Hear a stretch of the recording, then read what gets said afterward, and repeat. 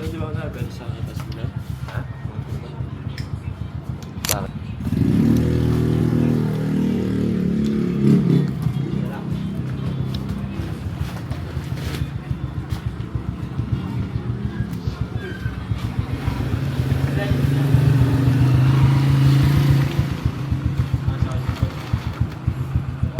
Pandan sarap.